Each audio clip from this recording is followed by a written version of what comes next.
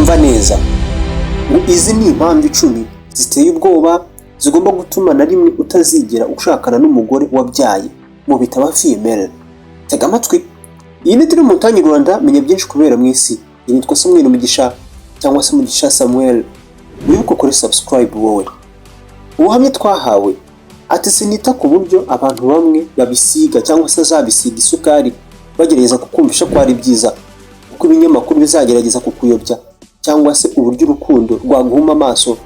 Gusa gushyingiranwa n'umugore wabyaye ngo namwe mu mahitamo mabi uzigera ufata hano ku isi, by'umwihariko muri iki gihe tugezemo. Reka mu ntege amatwi ubundi mbahereza ukuri.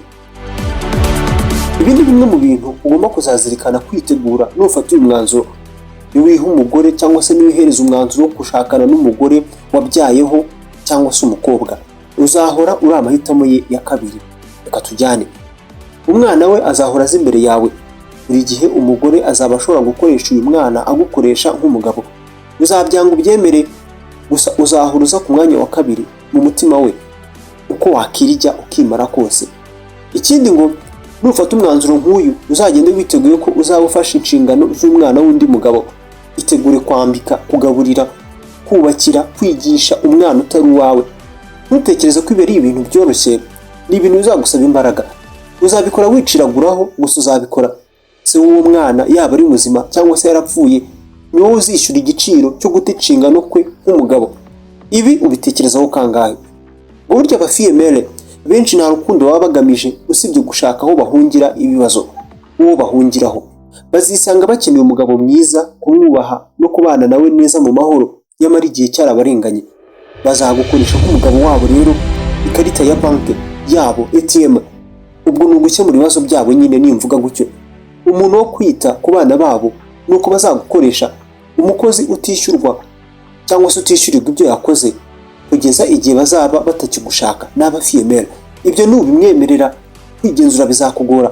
Bizajya bikugora kenshi kuko uzagerageza gukosora, gucyaha uwo mwana wundi utabereye se. Birashoboka cyane ko uzumva ijambo rivuga riti nturise. Rekeraho rero, bizagusaba kwigengesera cyane. Ubwo uzisanga ufite gukoresha ibyo utunze byose no kubitakaza, nyamara ufite ububasha buke ya hafi ya ntabwo bwo kurema no gushyira ku murongo w'umwana. Burya abagabo benshi ntabwo babizi, gusa abagore benshi babyaye bagasenya baba bafite ukuntu bakiyumvamo base babo bana.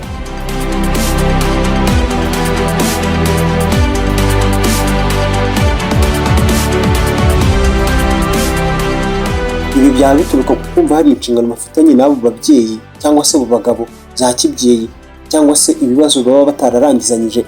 Ibi bizatuma usa naho uri kurwana n'umuzimu utabona, ari nawe uzaba ugenzura amarangamutima y'umugore. Ikindi ngo burya uyu mugore wazakubaha gake. Ukuntu bimeze n'ukuntu bikora, bititaye ngo ukora bingana iki we nk'umugabo, bititaye ngo ukora bingana iki imbere muri we nk'umugore. Arabizi ko utabyaye umwana we. Icyubahiro aguha buri gihe kizagira umupaka.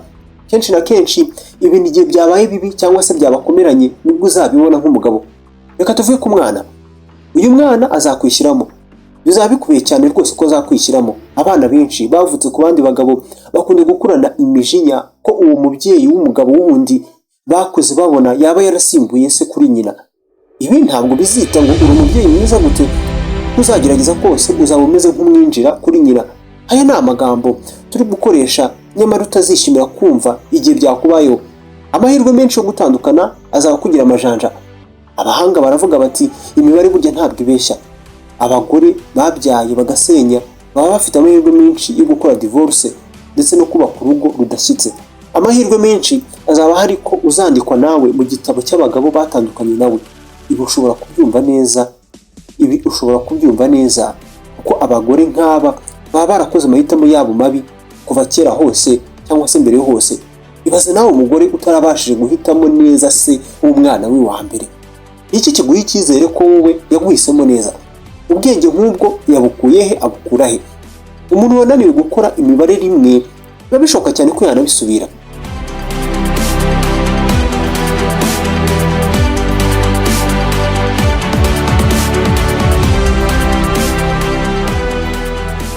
Uyu mugore rwose azaba agenzwa no gushaka amakiriro apana kukubaha nk'umugabo. Aba female benshi baba bari mu mashakiro cyangwa se mu gushaka amakiriro, akenshi rwose bishyira imbere bo n'abana babo. Byaba bibabaje gushaka umugore nk'uyu ugamije icyubahiro ugombwa nk'umugabo. Si ibyo gukoreshwa azakugora, azagukoresha bizagusaba imbaraga keretse byonyine nutabibona. Uku niko kuri, nta mugabo uvukira kuzarera abandi bana b'abandi bagabo. Abagabo aho bava bakagera bavukira kure mu buzima bwabo n'umurage wabo bwite nk'abagabo. Ndagira ngo ntuzagwe mu mutego wo guterwa impuhwe, irari no gufatiranwa. Ugomba kuba umugabo, umunyabwenge, igihanganye kirinda ahazaza hacyo.